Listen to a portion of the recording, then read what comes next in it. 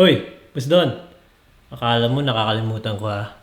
Alam ko birthday mo bukas. So, nag-prepare ako. Ito yung regalo ko sa iyo. Matagal kong hinanap to. Alam kong magagamit mo to araw-araw.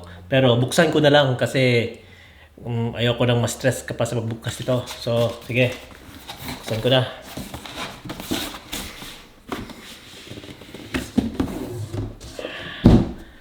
Ito boss, hinanap ko talaga kasi alam ko magagamit mo to. Tapos, yun nga, sa araw-araw na gawain mo, magagamit mo talaga to.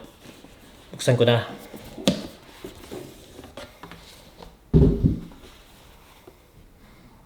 Ito boss, matagal kong hinanap to. Pero alam ko magagamit mo. Sige, kunin mo. Inom muna ako ng beer boss.